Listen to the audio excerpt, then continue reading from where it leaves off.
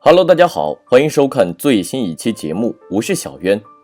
今天我们讲个发生在美国的罪案，死者被连刺18刀，因而惨遭捂脸窒息的背后，隐藏的是一场糟糠之妻和红颜知己的爱恨情仇。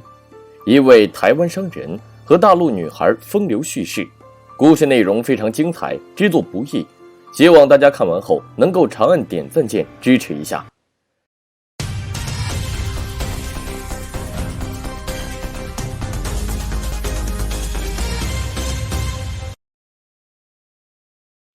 事情得从1993年8月16日的美国洛杉矶说起。那天下午2点，一个中年男子走进社区大门。虽然他一路上都沿着树荫走，但8月的酷暑依旧不肯放过他，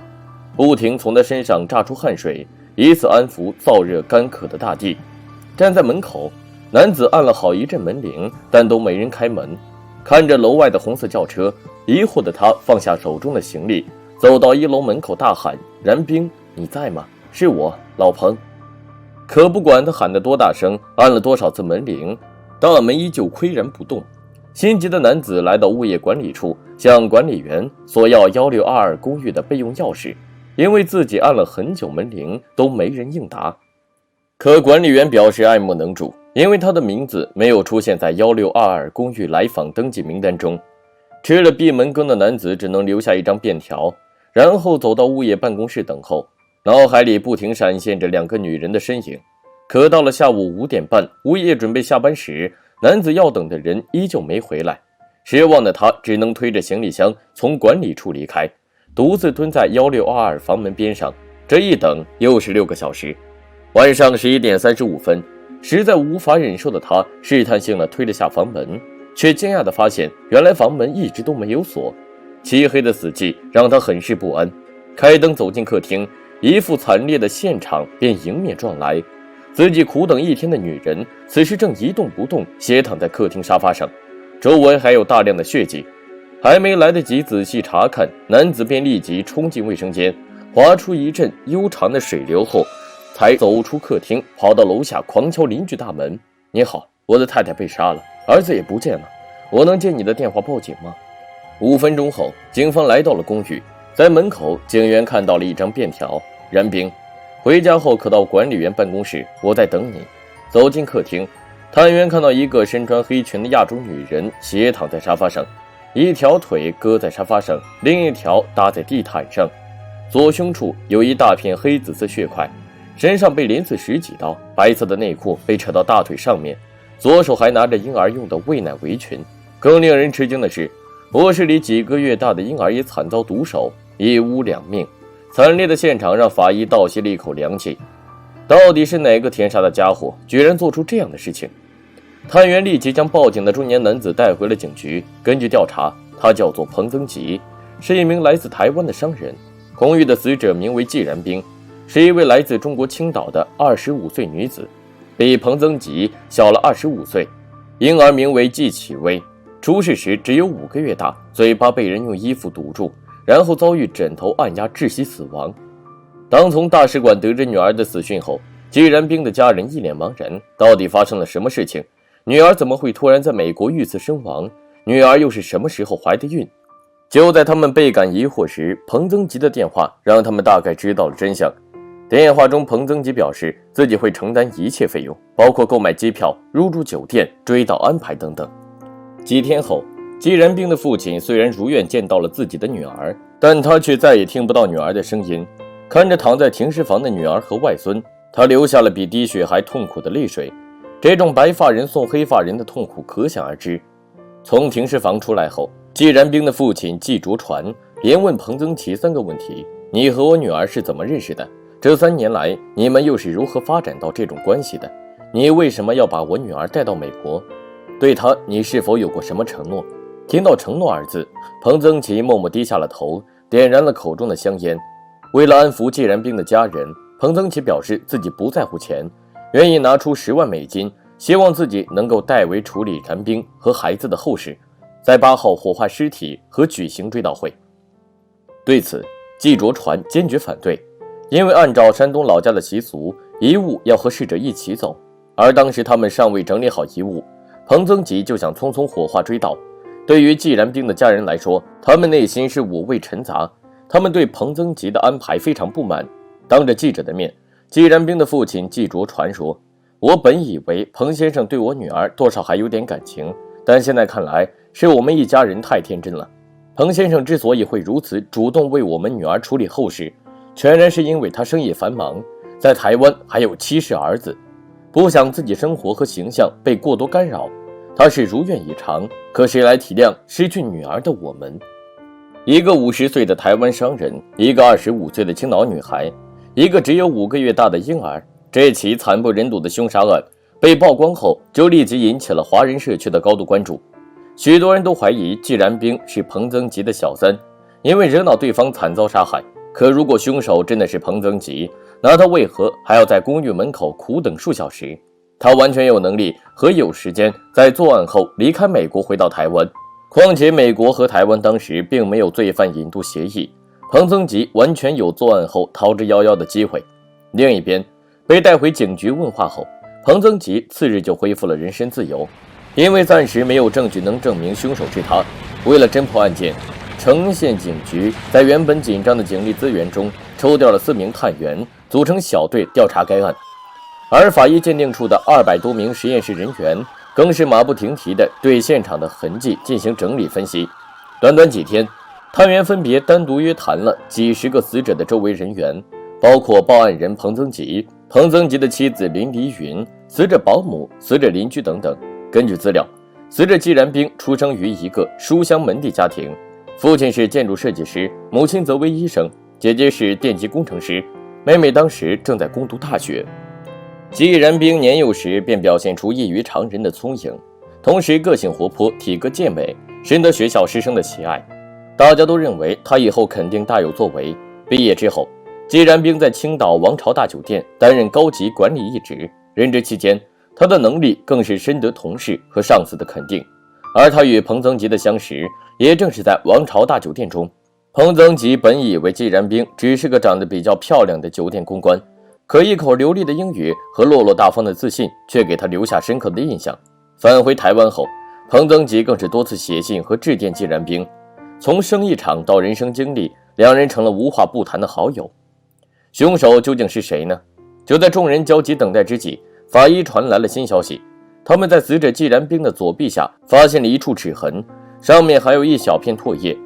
一比对，发现这牙齿的印记跟彭增吉妻子林黎云的牙齿高度吻合，但凭借这点，无法判定凶手就是林黎云。好在这齿痕上还留存着细胞，而细胞上的 DNA 和林黎云完全相吻合，所以凶手就是原配吗？理论上说，好像的确是，但现实中对警方的破案逻辑要求是非常严格的，不能说因为在死者身上发现了第三人的 DNA， 就直接说这个第三人是凶手。举个例子，一个女人和男友在公寓醉酒狂欢，结果几天后，女人被发现暴毙在公寓，凶手不一定是男友，因为完全有可能是其他人在死者男友离开后杀害了她，这就是我们经常说的犯罪困境。另外一方面，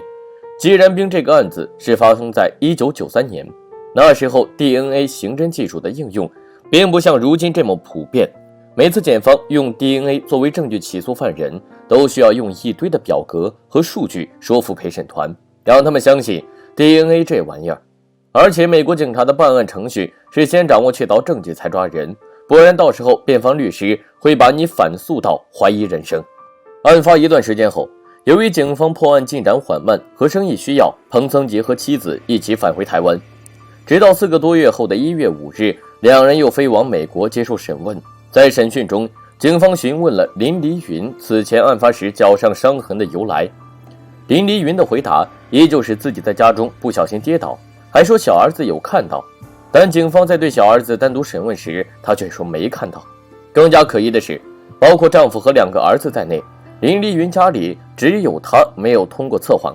精明的丈夫多少闻到了警方对自己妻子的怀疑，但他坚决认为凶手不可能是自己妻子，因为这么多年来妻子是怎么样的人他都看在眼里。况且如果妻子真是凶手，那为何他还敢陪自己回到美国接受调查？可随着调查的深入，警方发现这2个女人之间的联系越发微妙。主要分为几个方面。其一是时间和地理位置上的作案条件，彭增吉是在8月18日发现死者遇害，而就在遇害前3天，林丽云从台湾飞到了美国，两人的住所仅仅相隔5公里。丈夫的出轨，小三的上位，更是给了林丽云充分的作案动机。季然兵虽然没有和彭增吉登记领证，但根据当时的法律规定，他的儿子还是拥有继承彭增吉部分财产的权利。和丈夫辛辛苦苦白手起家的林丽云真的能忍受吗？其三，如果凶手不是和死者有深仇大恨，怎么会连刺对方18刀，而且是一开门就将其推到客厅的沙发上，作案后也没有拿走屋内的贵重物品。顺着这个方向，警方用尽各种方法试图揭开两人的关系。他们有很多疑问需要知道答案，包括林丽云真的不知道死者住所地址吗？对丈夫和这个女人的关系，她的态度又是怎么样的呢？我们一个个说。根据林丽云的口供，在案发3年前的1990年8月，丈夫到大陆洽谈生意，其中一个站点是青岛王朝大酒店，也就是这间酒店，丈夫认识了季然兵。原本是很正常的出差，可丈夫一回到台湾，家里电话费就猛涨。此后，丈夫又到大陆哈尔滨谈生意，带回数笔订单的同时，还带回一件有口红唇印的女人上衣。经过好一番追问后，丈夫才说出是一位叫季然兵的女孩送的。醋意大发的自己便立即致电季然兵，要求他停止对自己丈夫的纠缠。林丽云表示，自从这件衣服开始，她就担心丈夫在外面和大陆的女孩纠缠不清，因为当时随着两地经济合作的加强，很多港澳台商人纷纷到大陆开拓市场，而看到腰缠万贯的富商，许多北国佳丽往往会心动不已，一个愿打一个愿挨，而苦的唯有和这些花心男人走过咸菜白粥日子的原配。1990年12月，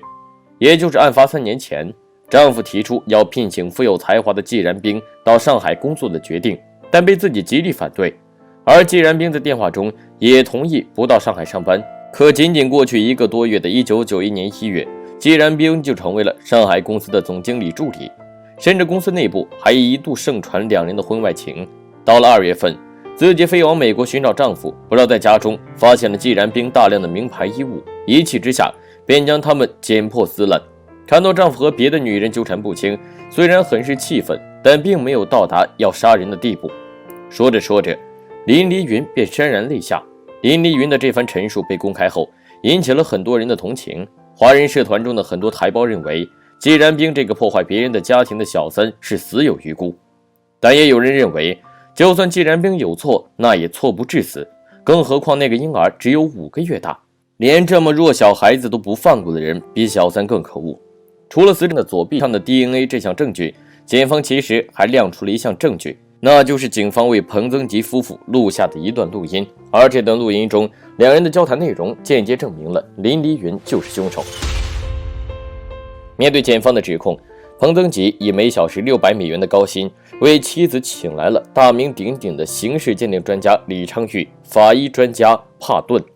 以及当时赫赫有名的律师薛曼，前前后后花费了数百万美元。在控辩双方的激烈争论下，案件第一次审判因无法达成协议留审。